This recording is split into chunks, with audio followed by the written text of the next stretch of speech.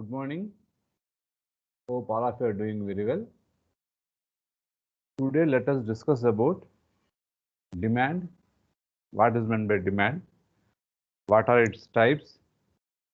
And what are the various determinants of demand?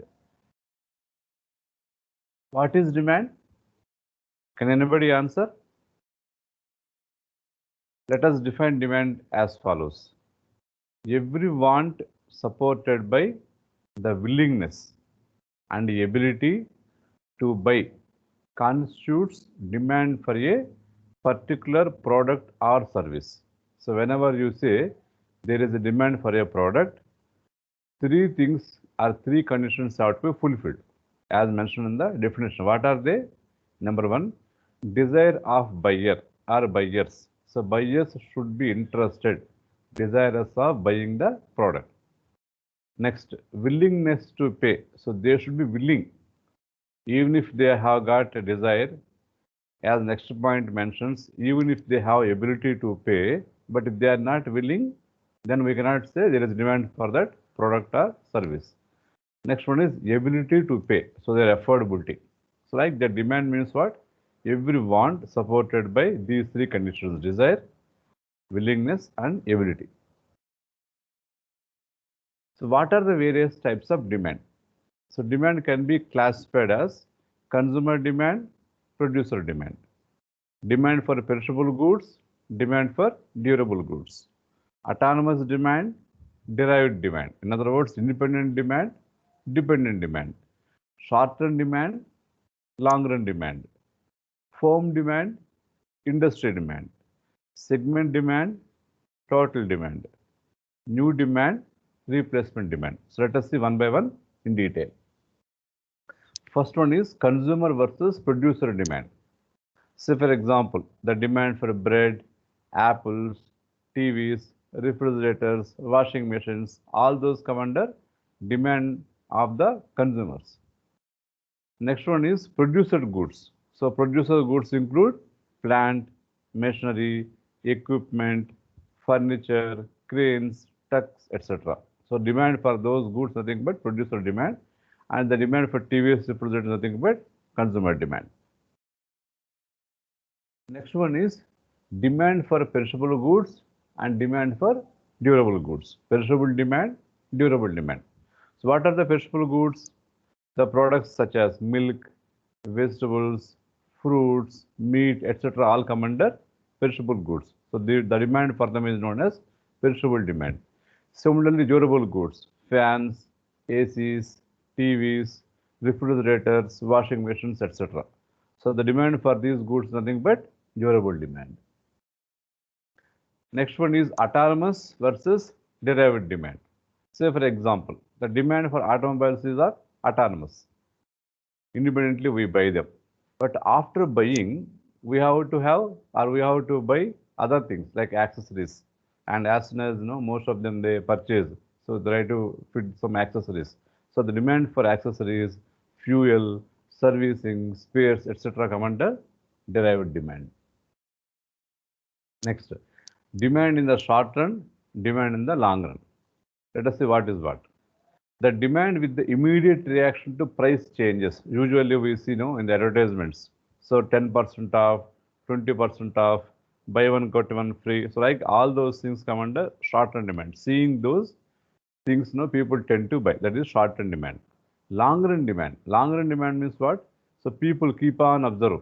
So if they find some improvement in the product in the long run, so they try to purchase. If they find it is innovative, it has better features, it has more advantages, then they will purchase. That is, they are not influenced by the short-term like offers, like price reduction, etc. So like that we can see demand for short-term goods, demand for long-run goods. Next, firm versus industry. What is firm? What is industry? Industry is nothing but a collection of homogeneous firms. Suppose you take Samsung, it is manufacturing TVs. So what is that? Samsung is a firm. But like Samsung, there are so many other companies which manufacture, which sell TVs. So that is what TV industry. The industry is nothing but the collection of homogeneous firms, similar firms, right? Similarly, we can see, so Deloitte, So FMCG, KPMG, PwC, what are these? These are all the consultant firms. So one company is Deloitte, all these put together it is called industry. So consultants, consultation, taxation, in those areas they will help. Next, segment versus total, part versus total. Let us say demand for a product in a city of a state is segment demand. Suppose Hyderabad. So the demand in Hyderabad is what? Segment. If you take entire Telangana, it is what? Total demand. Our demand in a particular state is segment. If you take the demand throughout India, it is total. Like that, we can see segment demand versus total demand for a product or a service. Next, new demand versus replacement demand. Say, for example, the demand for cars is what? It's new demand. We buy mostly new cars. Then what happens after consuming, after buying and after using, we need to replace some spares, right? Suppose some wear and tear occurred, some part is not properly functioning. So in that case, what happens? We have to go for replacement. So the demand for such spares is what? Replacement demand. Next, so like that we can see various types of demands. And our next topic is, any doubts so far, dear students? Right, if nobody has any doubts, let us continue with the next topic. So determinants of demand. So what are the various factors which influence demand? They are also called as determinants of demand. What are they? You come across mainly price of the product, incomes of consumers, taste and preference of consumers, prices of related goods, that is supplementaries and substitutes, complementaries and substitutes. Next, size of population, distribution of consumers, advertising, expectations about prices in future, expectations about incomes in future, and other determinants. So not covered by earlier points. So all these we can also, using all those, we can also create, or a demand function can also be created. So what is demand function? QD equals to, that is QD means what? Quantity demanded equals to function of price of the product, as we discussed earlier, income of consumers, I, taste and preference of consumers, T, price of related goods, PR, etc. So all these determinants can be used while creating the function of demand or demand function. Let us see one by one. Next, price of the product. We all know. So more the prices of the goods, less the demand. So the price influences the demand. If the price is less, influence is positive. People tend to buy more. If price is more, people tend to buy less. So price is influencing the demand for products and services. Next, incomes of consumers. Suppose incomes are increasing, demand for various products and services increase. If incomes decrease, like during pandemic we have noticed. So whenever the incomes decrease, what happens?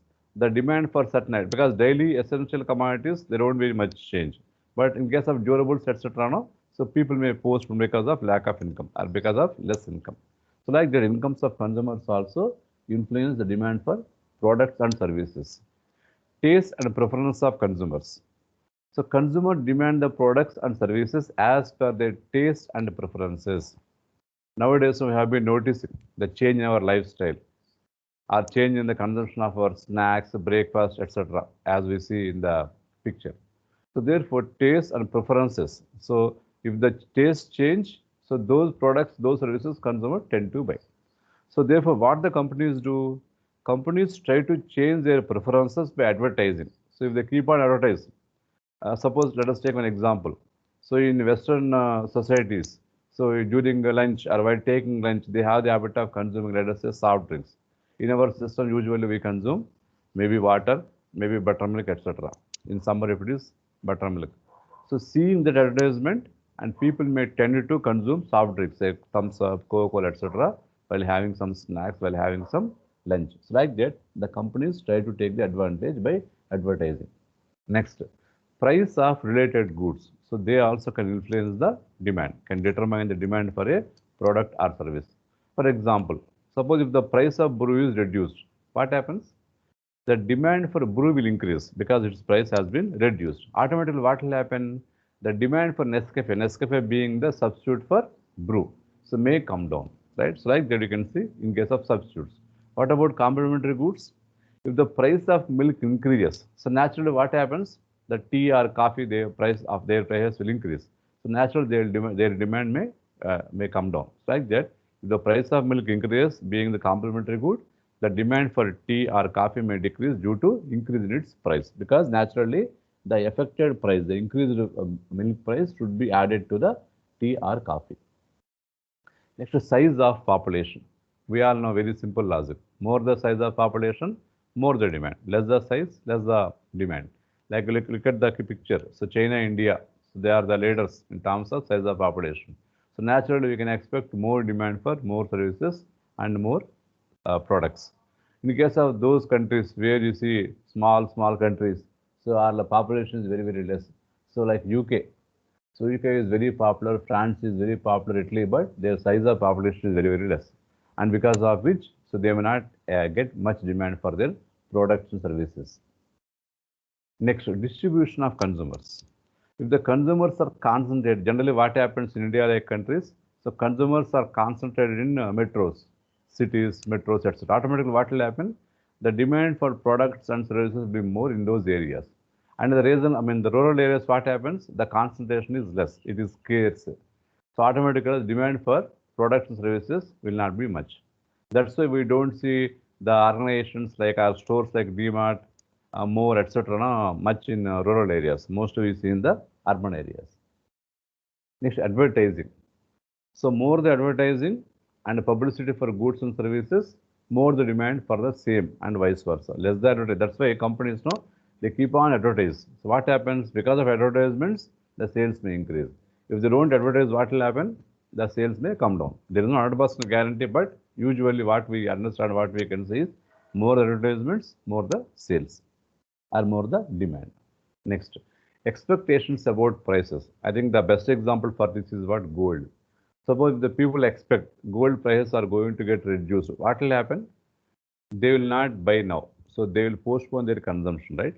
Or if they believe that, if they expect that the price will increase, immediately we can see big queues before the jewelry shops. So like that we can see expectations about prices influencing the demand, determining the demand for gold or jewelry. Next, expectations about incomes. So usually what happens during festive occasions? So companies may declare bonus or some incentives. So therefore what happens? People get more income. So during those periods, people tend to buy more. So if suppose they are planning to buy, so they wait for some time.